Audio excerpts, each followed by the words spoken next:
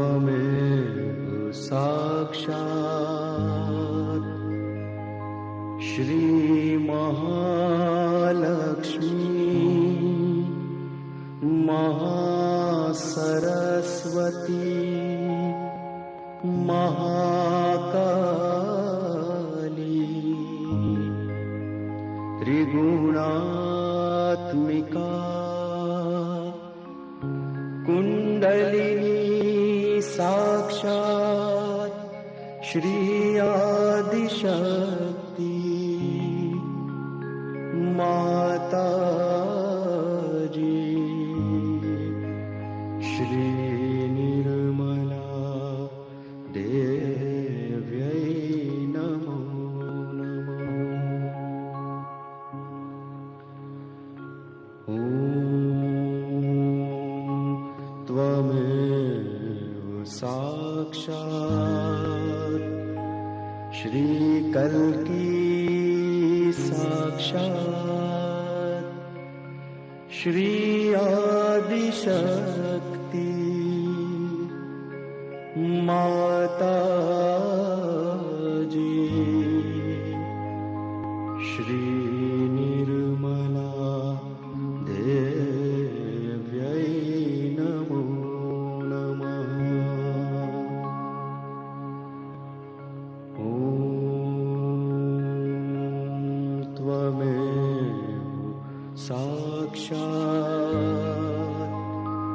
श्री कल्की साक्षात्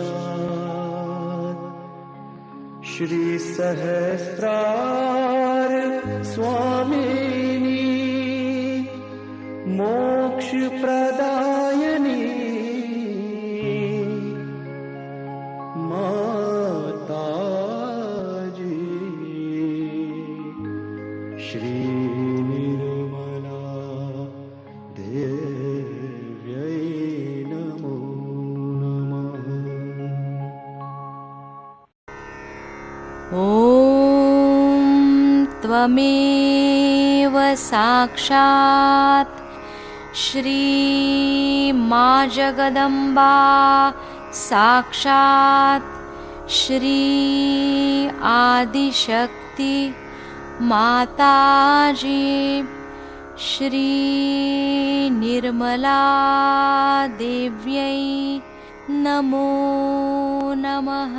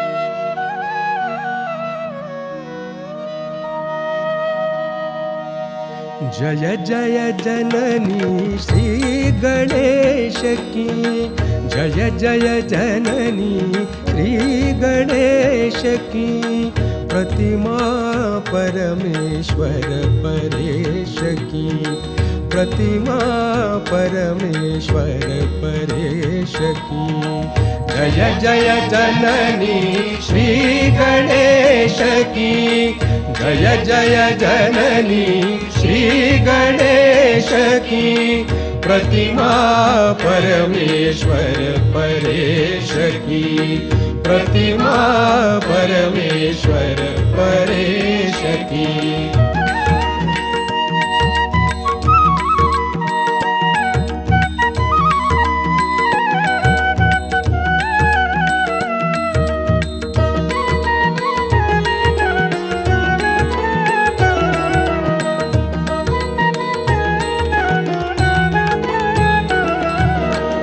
जय गजवदन षडानन माता, जय जय जय जय निर्मल माता।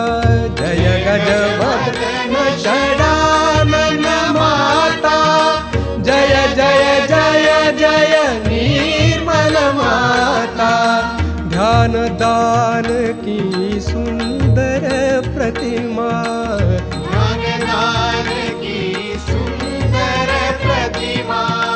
बनी वाहिनी शुभ संदेश की।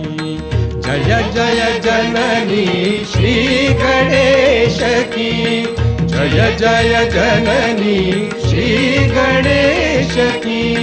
प्रतिमा परमेश्वर परेश की, प्रतिमा परमेश्वर परेश की।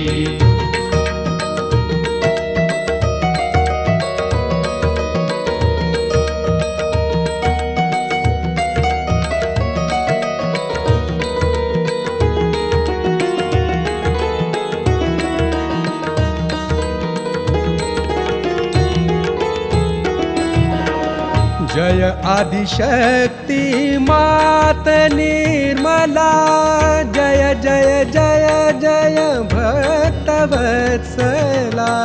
जय आदिशक्ति मात निर्मला, जय जय जय जय भक्तवत्सला। भक्ति दान दो भक्ति गम्या, भक्ति दान दो भक्ति गम्या। कीजिए कृपा निर्मल गणेश की। जय जय जननी श्री गणेश की, जय जय जननी श्री गणेश की। प्रतिमा परमेश्वर परेश की, प्रतिमा परमेश्वर परेश की।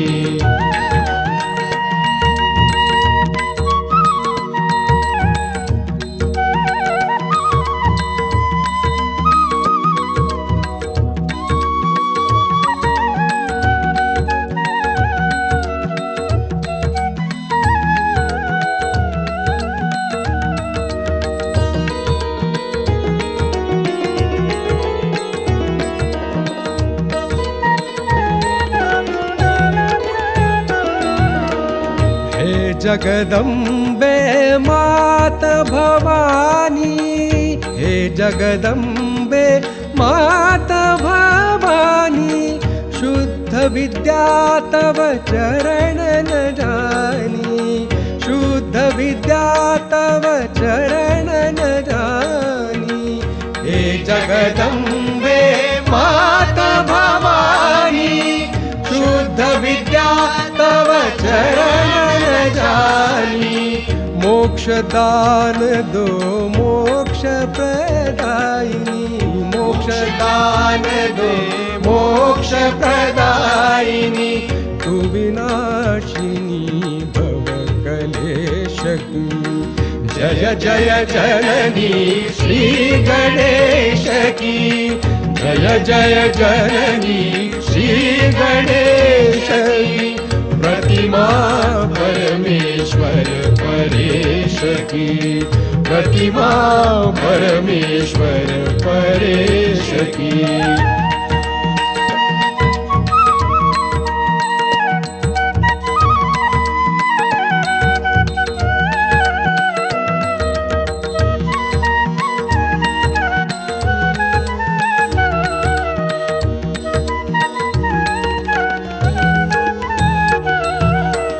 सविनय विनती सुनिए हमारी, माँ निर्मल भोली अति प्यारी। सविनय विनती हमारी माँ निर्मल भोली अति प्यारी। मन अंतर में ज्योत जला दो, मन अंतर में ज्योत जला दो। चंद्र निभा ज्योति दिनेश की, जय जय जननी श्री गणेश की, जय जय जननी श्री गणेश की। प्रतिमा परमेश्वर परेश की, प्रतिमा परमेश्वर परेश की।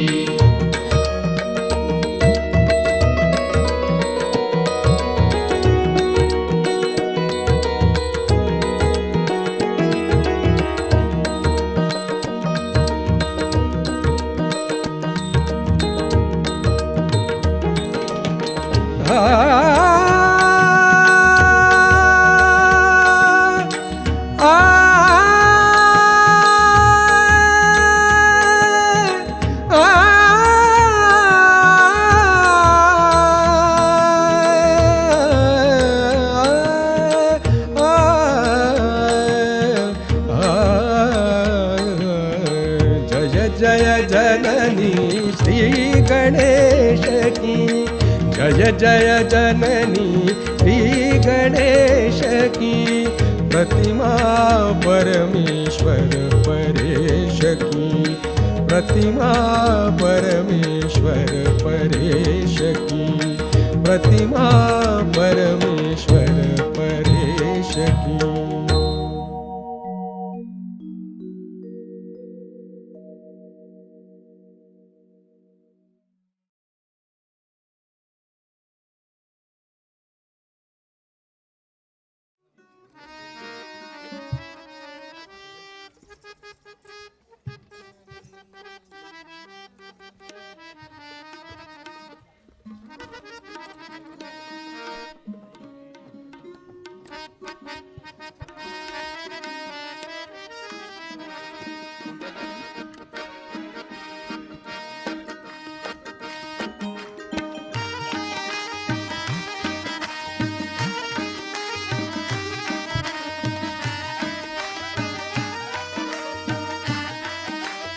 Sanskrit number 2.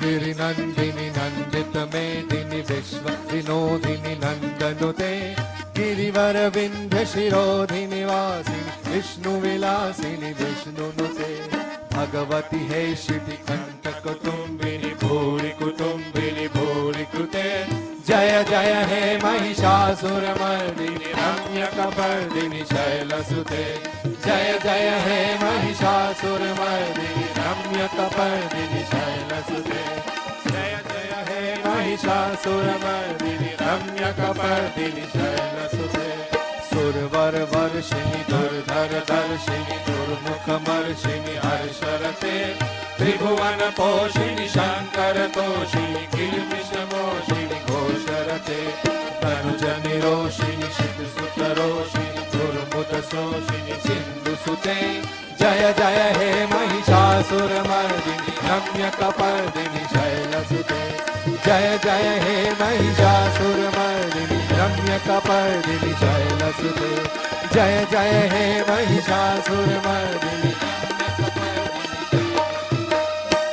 शतखंड विखंडित रुंड वितुंडित शुंड गजाधिपते रिपुरज गंड विदारण चंड पराक्रम शुंड मृगाधिपते निज भुज दंड निपातित चंड विभागित मुंड मधाधिपते जय जय हे महिषासुरमर्दिनी रम्यकपर्दिनी शैलसुते जय जय हे महिषासुरमर्दिनी रम्यकपर्दिनी शैलसुते जय जय हे महिषासुरमर्दिनी रम्यकपर्दिनी शैलसुते रणु रणु संगरण क्षण संग परस्फुट गंगन तर्कनके तनक विशंग कुशत्त निशंग वसत्पट शृंग हता बटुके कृत चतुरंग बलक क्षितिरंग कटक बहुरंग रतक बटुके जय जय हे महिषासुरमर्दिनि रम्यकपर्दिनि शैलसुते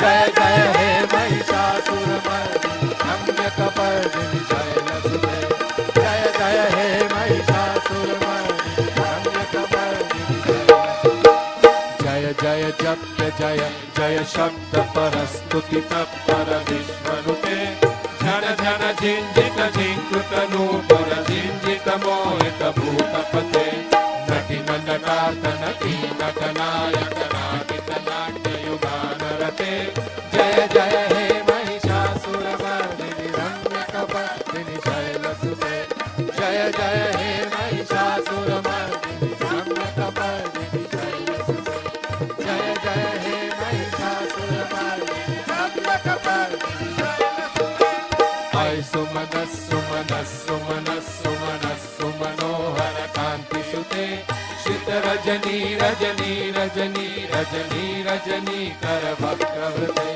सुनयन विभ्रमर भ्रमर भ्रमर भ्रमर भ्रमराधिपते जय जय हे महिषासुरमर्दिनि रम्यकपर्दिनि शैलसुते जय जय हे महिषासुरमर्दिनि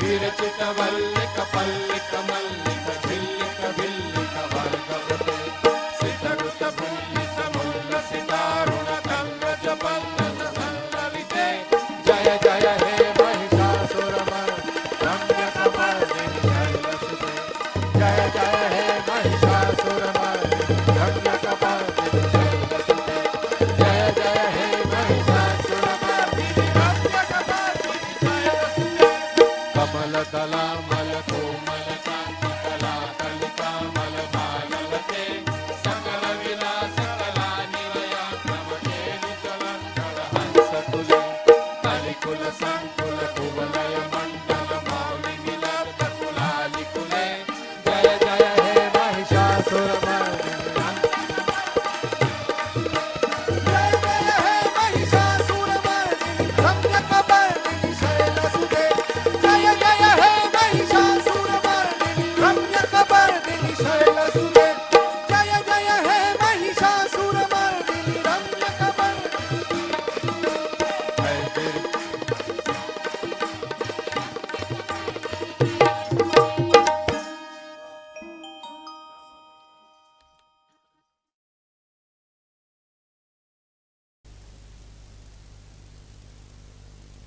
आज पहिल्यांदा मी हिंदी भाषेत थोडंसं बोलणार आहे आणि नंतर मराठी भाषेत बोलेन. हिंदी भाषा शिकण्याचा प्रयत्न सर्वांनी केला पाहिजे, कारण ही आपली राष्ट्रभाषा आहे.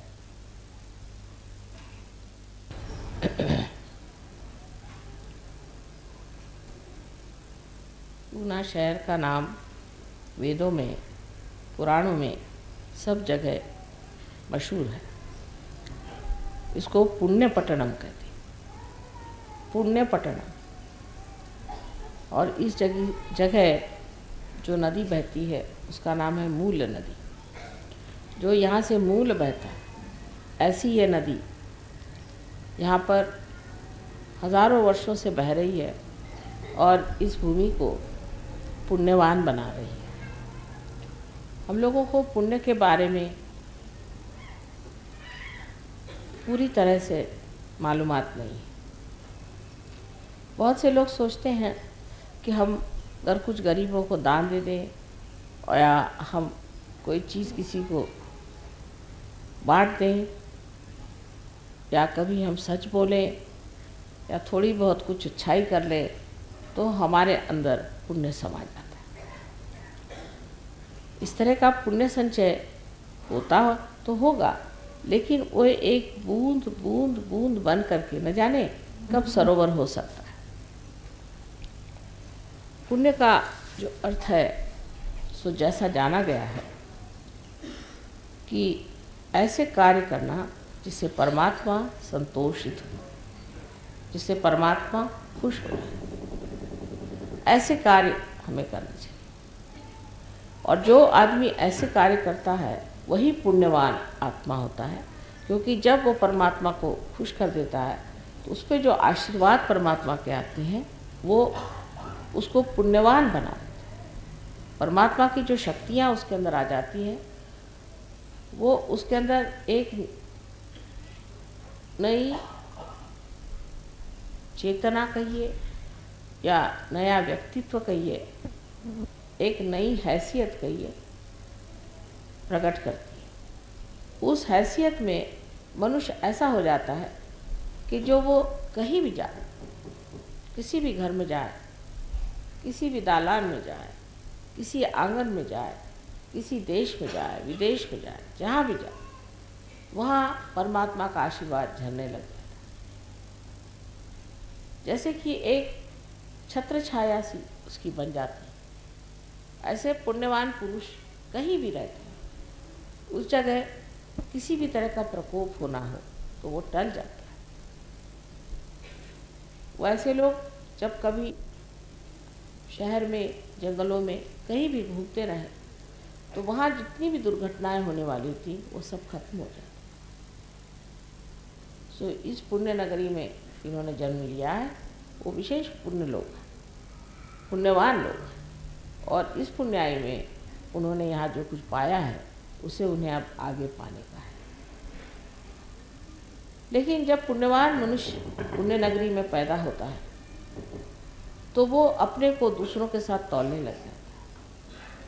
वो ये सोचता है कि देखो हमने तो इतना पुण्य किया इसलिए हम यहाँ पैदा हुए, लेकिन यहाँ पे जो लोगों के पास पैसा है, जिनके पास धन दौलत है, वो तो दूसरे ही लोग, वो तो परमात्मा को भी नहीं जानते, भगवान को भी नहीं मानते और पूजा अर्चा भी नहीं करते, पर इनके पास तो इतना पैसा है, इतने धनवान लोग हैं, ये तो इतने सुखी लोग, तो हम क्यों इतने दुखी? अगर हम पुण्यवान हैं तो हम दुखी क्यों? ऐसा उसके दिमाग में विचार आता है। जब ये विचार उसके अंदर आ जाता है तो वो फिर या तो सोचता है कि हमारी समझ में आ ही नहीं बात, कोई हर्ज नहीं, ऐसा सोच करके अपने धर्म में जुटा रहता है, और या तो वो बदल जाता है और वो सोचता है कि नहीं, किसी तरह से भी पैसा जोड़ना या दुनिया की चीज़ें दौड़ना, दुनिया की इज्जत दौड़ना जोड़ना, यही सबसे बड़ी बात है। और उसी नई एक नए दौर में वो दौड़ने लग जाता है। तब उसका पुण्य क्षय हो जाता है, उसका सारा पुण्य जो है वो नष्ट हो जाता है। लेकिन पुण्यवान पुरुष को पैसे की इच्छा होना बड़े आश्चर्य की बात है। कलयुग में सब कुछ हो सकता है।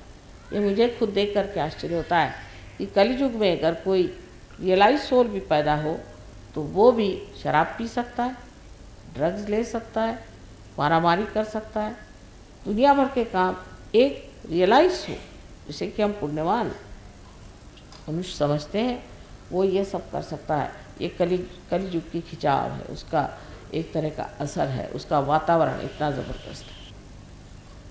पुण्यवान मनुष्य भी जब संसार में आता है और जब इस चीज़ की तरफ में उसकी नज़र जाती है तो वो उधर खिंच जाता है और उसके अंदर ये कमज़ोरियाँ धीरे धीरे आने लग जाती हैं। ये कलयुग की एक बड़ी भारी हमारे ऊपर में दहशत है। लेकिन इसका एक दूसरा इलाज है कि ये जो दहशत हमारे ऊपर है और जो हमारे पर कलयुग छाया हुआ है, ये अगर सोच विचार किया जाए तो क्यों आया? कलयुग आने की ज़रूरत क्या है? अगर कलयुग आया है तो उसका भी तो कोई कारण होना चाहिए। उसके बारे में एक दमयंती आख्यान में लिखा हुआ है कि एक बार दमयंती के पति नल को कली मिल गया, उसने उसे पकड़ लिया, उसे कहा कि देखो तुमने हमारे पत्नी से विछोह कराया था और इतना हमें दुख दर्द दिया, अब मैं तुम्हें मार डालूँ। तो कली ने कहा कि हाँ भाई, ये तो बात सही है, तुम चाहो तो मुझे मार डालो, लेकिन मेरा भी एक महात्म्य है। उसने कहा तुम्हारा क्या महात्म्य हो सकता है, तुम तो सब दुनिया में भ्रम डालते हो, उनको भी भ्रम में फंसा देते हो और गलत रास्ते पर लोग चले जाते हो। तो उनका कि महत्व बहुत बड़ा है कि जब ऐसा होता है और ऐसी हालत में ही मनुष्य की अग्नि परीक्षा होती है, उस वक्त ही वो जाना जाता है कि आदमी कितना सच्चा है या कितना झूठा है। इसी तरह से पहचाना जा सकता है कि आदमी में कितना पुण्य है और कितना अपुण्य है। अगर उसके आगे कोई अग्नि परीक्षा न हो तो वो जाना नहीं जा सकता। जैसे कि बाइबल में भी कहा गया है कि जो मनुष्य कलयुग में पैदा होगा उसका लास्ट जजमेंट हो जाएगा, उसको जाना जाएगा कि उसमें पुण्य कितना है अपुण्य कितना है। तो इसका ये महात्म्य है कि इससे हमारी अग्नि परीक्षा होती है। और उसने ये भी कहा कि इतना ही नहीं कि अग्नि परीक्षा होगी, ह्यावेळेला फोटो घेऊ नका, जरा फोन आहे बस तिकडे दारात।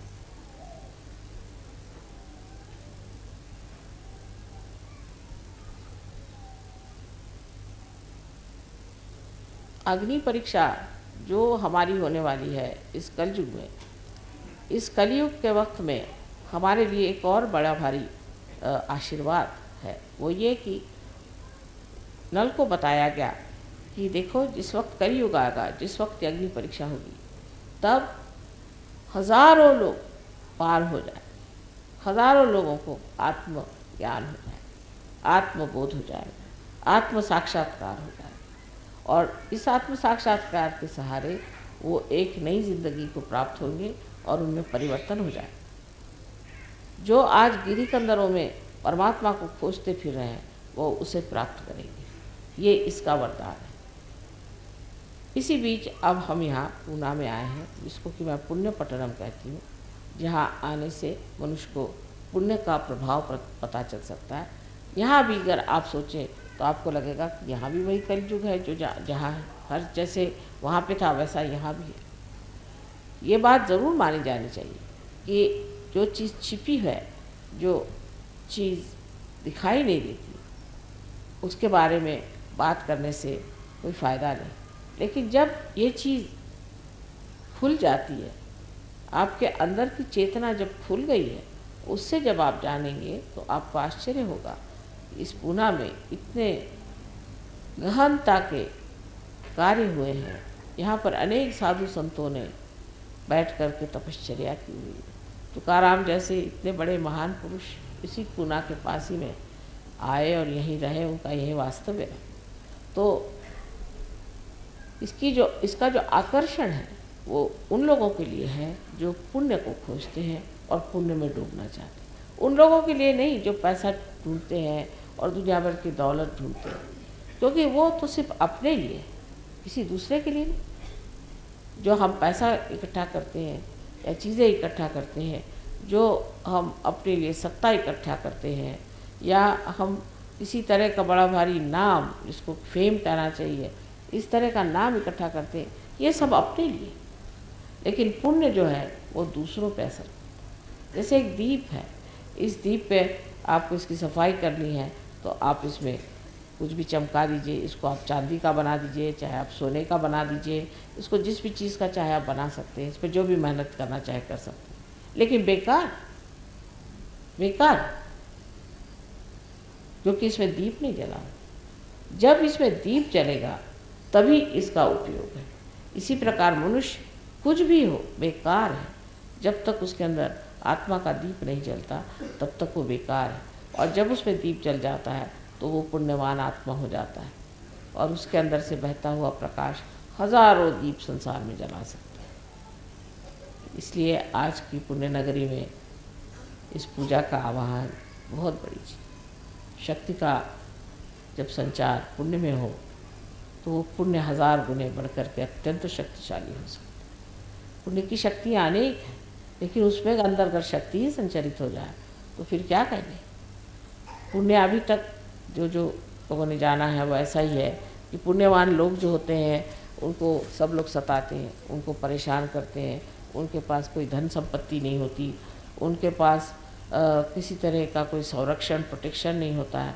वो हर समय दबे रहते हैं लोगों से, और उनको जो चाहे वो खींच ले जाता है, जो चाहे उन्हें बेवकूफ़ बना सकता है। लेकिन शक्ति का संचार होते हैं इस पुण्य से वो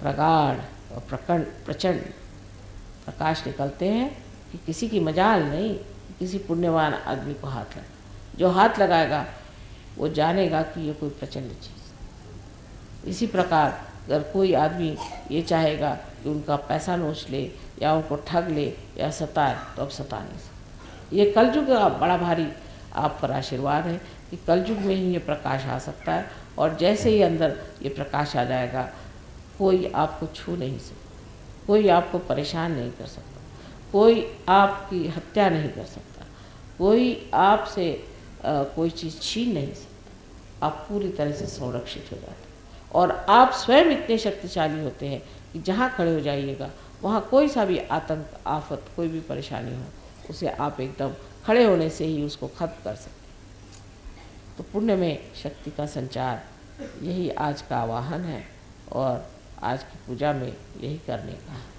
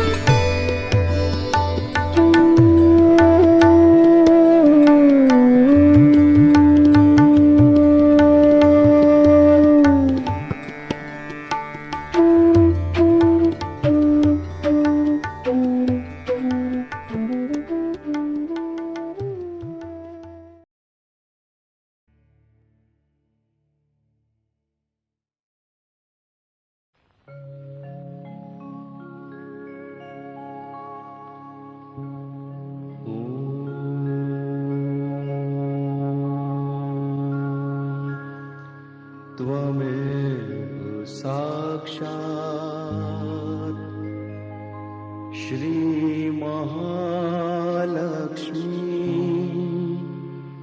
महासरस्वती महाकाली त्रिगुणात्मिका